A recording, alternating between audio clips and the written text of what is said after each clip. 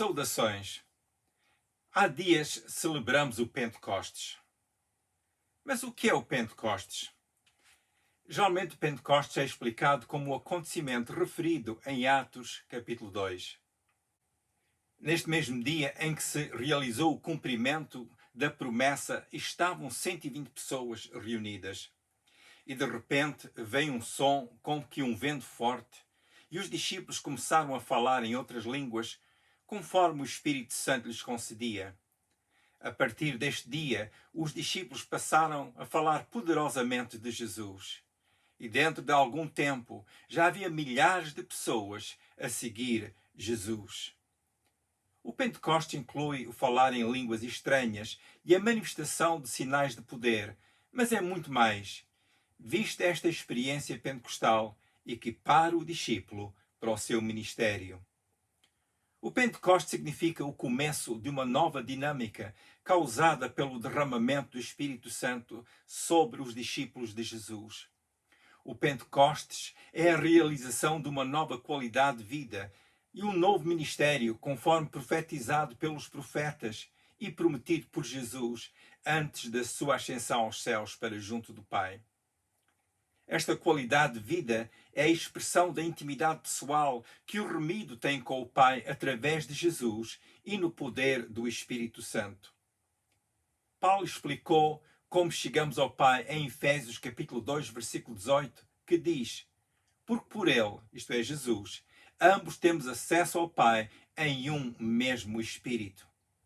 Como diz o texto bíblico, pelo sacrifício redentor de Jesus, nós temos o caminho aberto para o Pai. Chegamos ao Pai pela oportunidade e liberdade dada a nós pelo sacrifício redentor de Jesus. Temos acesso ao Pai na autoridade do nome de Jesus. Mas é com o auxílio do Espírito Santo que foi enviado para estar em todos os discípulos de Jesus que nós chegamos ao Pai. Por estarmos no Espírito, temos o auxílio para chegar junto do Pai. Porque temos a comunhão com o Espírito Santo. O Espírito Santo é como o nosso amigo que conhece ao Pai e que nos anima a chegar a Deus Pai. Portanto, o Pentecostes fala-nos de uma qualidade de vida em que estamos cientes da presença do Espírito Santo que nos inspira, que guia e que nos conforta.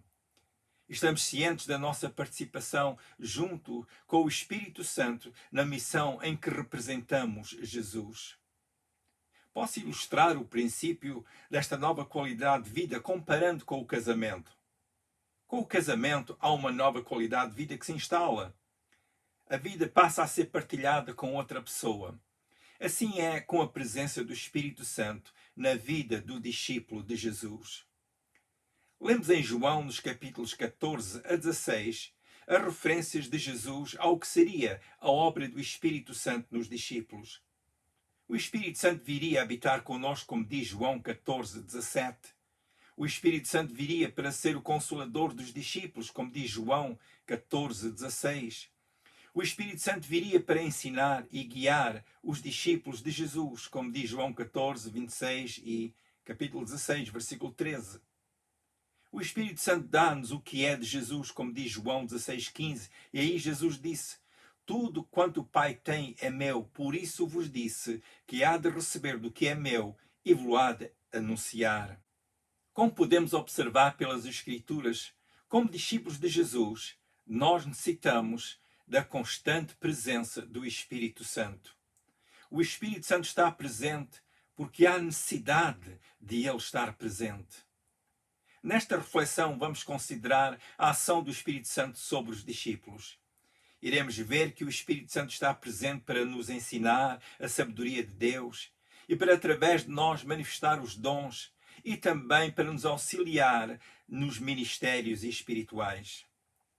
Pelo ensino bíblico, vamos compreender que nesta caminhada de vida, junto com o Espírito Santo, há uma nova visão que se mantém constantemente atenta para o que Deus está a fazer e como as obras e a palavra de Deus influenciam a nossa vida.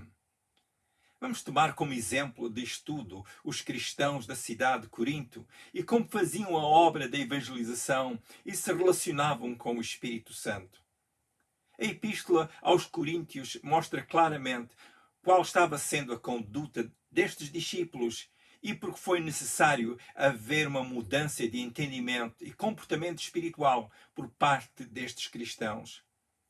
Esta mesma epístola mostra que o Espírito Santo procurava guiar a Igreja na sua missão evangelística e também nos ministérios espirituais e no exercício dos seus dons. O nosso estudo estará restrito à reflexão de apenas alguns pontos, visto estes serem tópicos que necessitam de mais larga explanação. Geralmente, o Pentecostes é comentado na sua vertente da manifestação de poder e de sinais.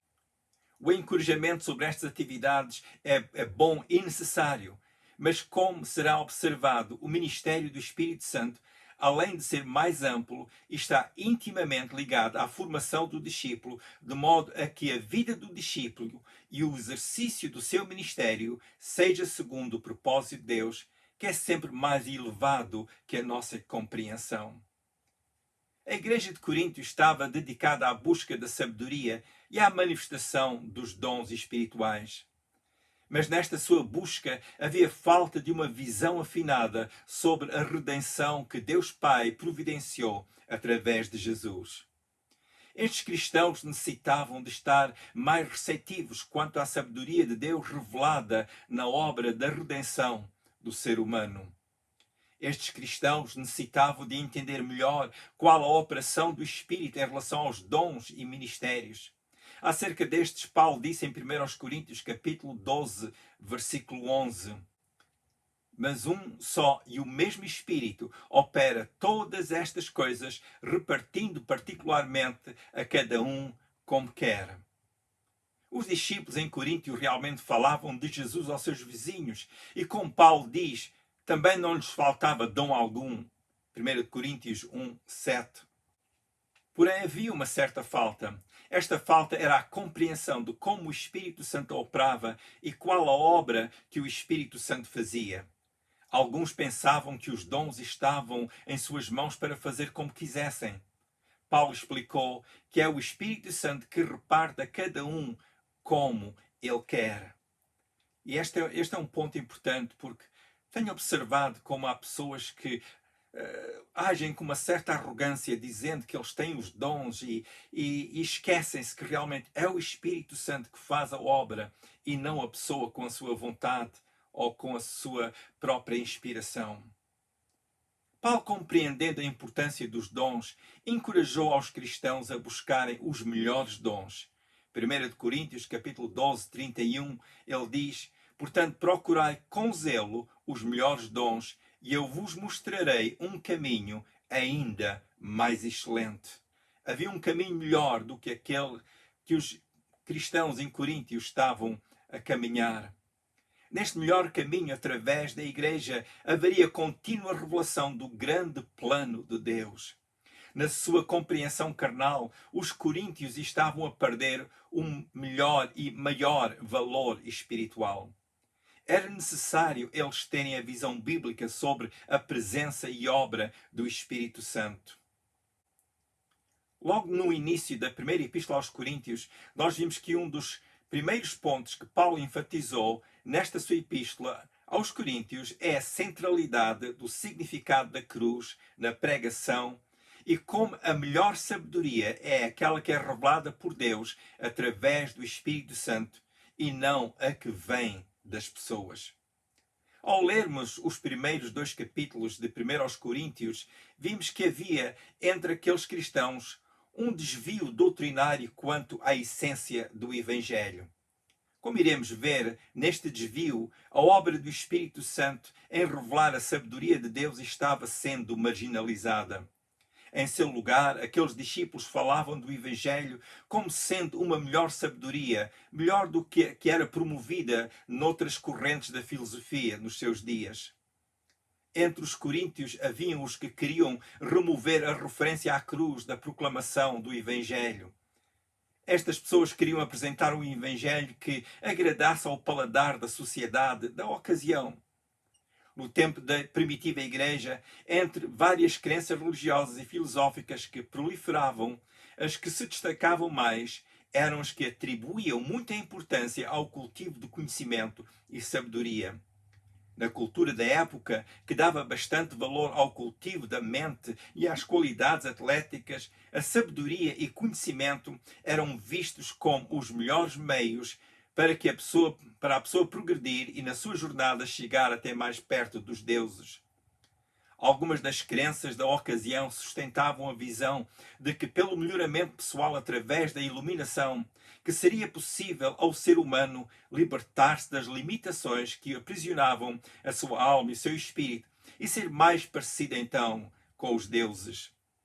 Na cultura daquele tempo, qualquer crença que permitisse ao indivíduo a cedência dos seus direitos e a sua humilhação perante os que lhe rebaixavam, essa crença não seria bem aceita, em especial por não ser lógica dada a cultura que enaltecia o cultivo dos predicados humanos.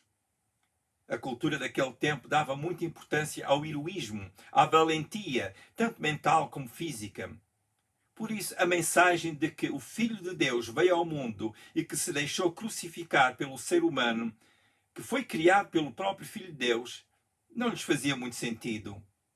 Lembremos-nos que a cruz representava vergonha, desprezo e rejeição. No tempo dos primitivos cristãos, as pessoas não usavam uma cruz de ouro segura por uma corrente de ouro ao pescoço.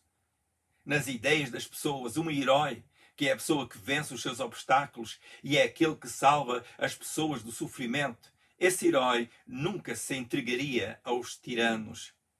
Portanto, a crença de que Jesus, sendo Filho de Deus, ter-se humilhado até à morte de cruz, como diz Filipenses capítulo 2, versículos 7 e 8, não seria a sabedoria que o povo da época via como sendo a sabedoria dos deuses.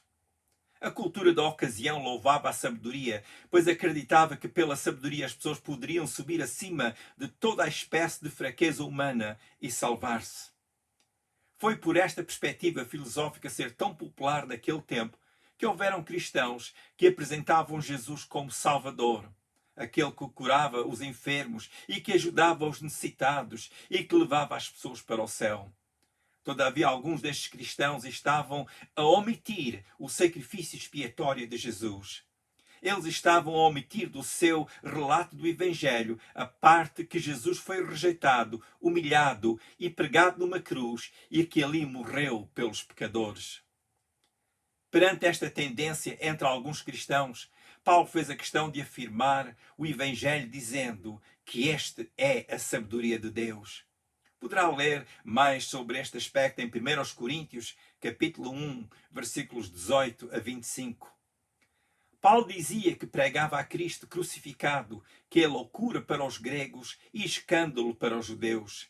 1 Coríntios 1, 23, ele disse: mas nós pregamos a Cristo crucificado, que é escândalo para os judeus e loucura para os gregos.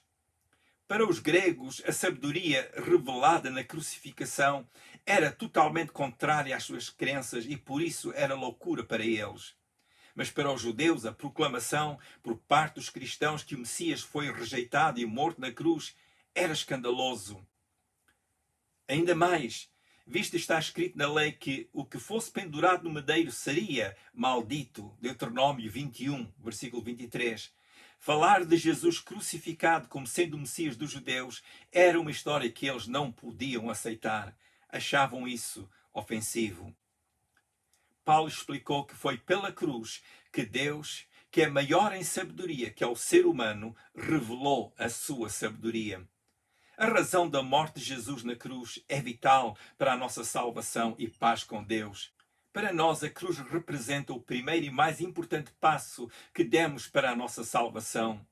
A cruz representa para nós o sacrifício expiatório de Jesus, mediante o qual fomos salvos. O sacrifício de Jesus anuncia que o castigo pelos pecados da humanidade caiu sobre Jesus e que agora o ser humano não está condenado. O ser humano só terá um sério problema se rejeitar o que Jesus fez a seu favor. A cruz é o lugar onde o inimigo das nossas almas foi derrotado e a vitória foi dada ao ser humano. Sem a razão da cruz de Jesus, não há salvação. O que recebemos com a salvação pela morte expiatória de Jesus foi o seguinte: recebemos o nosso perdão, fomos perdoados de todo o mal que fizemos contra Deus, recebemos a nossa justificação, isto é, passamos a ser considerados justos por Deus, de modo que aos seus olhos é como se nunca tivéssemos pecado. Recebemos a nossa reconciliação, isto é, fomos reconciliados com Deus e passamos a ter amizade com Deus. Recebemos a nossa santificação. Significa que passamos a ser considerados como santos aos olhos de Deus. É como Paulo explicou em 1 Coríntios 6,11 àqueles cristãos do primeiro século. Ele diz: tais fostes alguns de vós. E isto depois de ter referido uma lista de pecados ou de qualidade de vida pecaminosa, ele depois diz: tais fostes alguns de vós, mas já vos lavastes, já fostes santificados, mas fostes justificados em nome do Senhor Jesus Cristo e no Espírito de nosso Deus. A nossa entrada na salvação é o mais importante para nós. Esta salvação é também a entrada a uma nova vida mais abundante juntamente com o Espírito Santo. A Bíblia mostra-nos que há coisas maravilhosas vindas de Deus que o Espírito Santo quer ensinar. Aos discípulos de Jesus é dado o Espírito Santo, tendo em vista uma melhor qualidade de vida, seja pela presença orientadora do Espírito Santo no discípulo ou pela compreensão da sabedoria que é dada pelo Espírito Santo. Falando destas coisas, é dar lugar ao Pentecostes. Isto é Pentecostes em nossas vidas, quando nós damos ao Espírito Santo o seu lugar para nos ensinar estas verdades sobre a cruz de Cristo, a sabedoria de Deus, e não só nos ensinar, mas ajudar a viver. O Pentecostes cobre este aspecto também.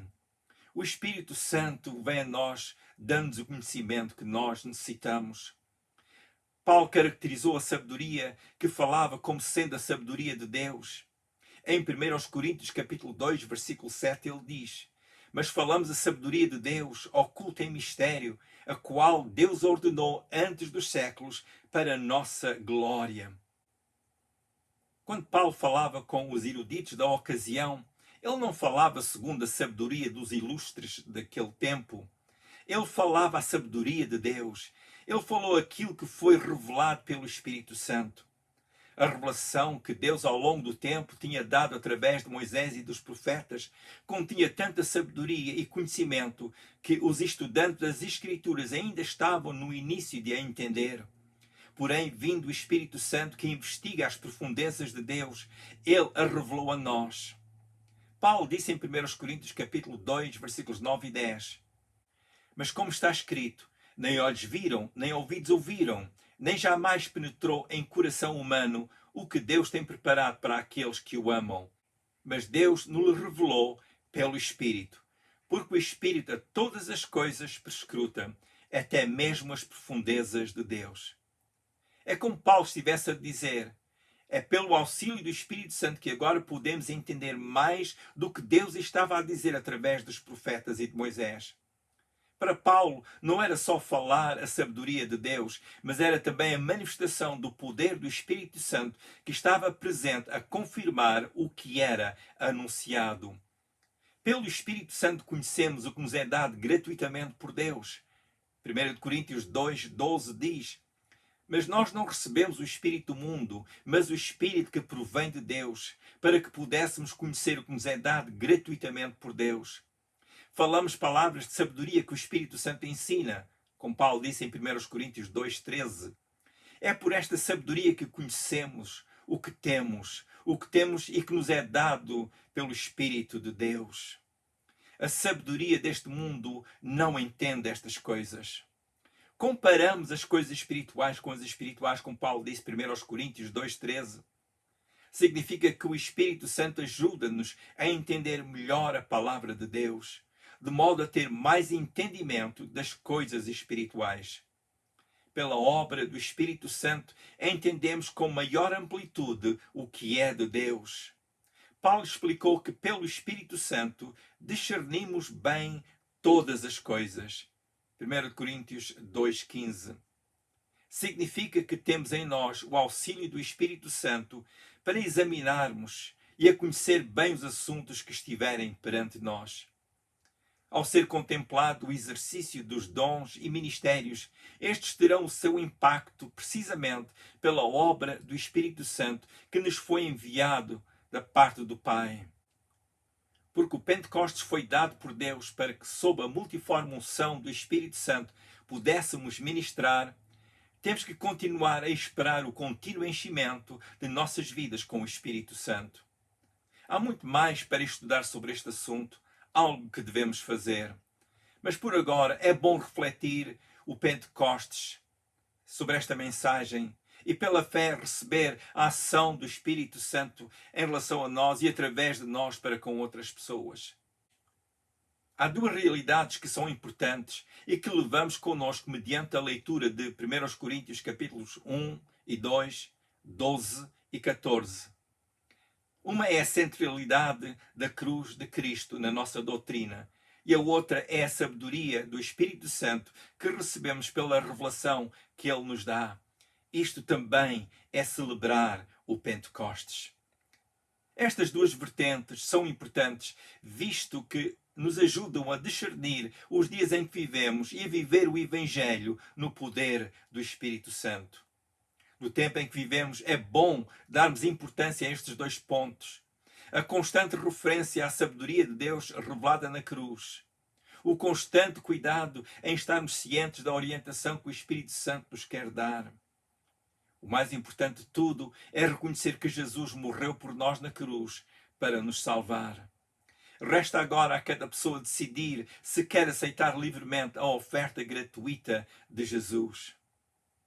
Se este é o seu desejo, queira dizer a Deus que aceita Jesus como seu Salvador. Para ajudar, diga comigo: meu Deus, eu declaro que Jesus é o teu Filho, que deu a sua vida na cruz para me salvar. Eu o aceito como meu Salvador. Perdoa os meus pecados.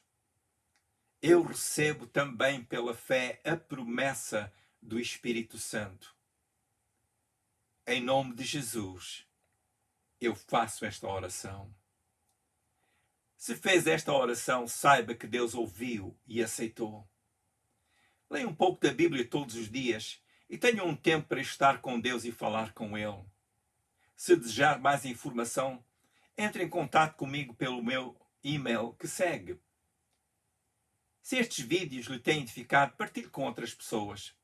Talvez queira pensar em clicar nas letras em vermelho por baixo deste vídeo e que dizem subscribe, para receber a notificação logo que eu coloco mais vídeos no YouTube. Esteja atento aos próximos vídeos, onde vou partilhar verdades bíblicas que são um grande auxílio para a nossa edificação. Oro a Deus que a sua bênção seja sempre ampla sobre a sua vida. Se quiser ver os vídeos anteriores, vá ao YouTube, ao canal com o meu nome, Manny Bessa.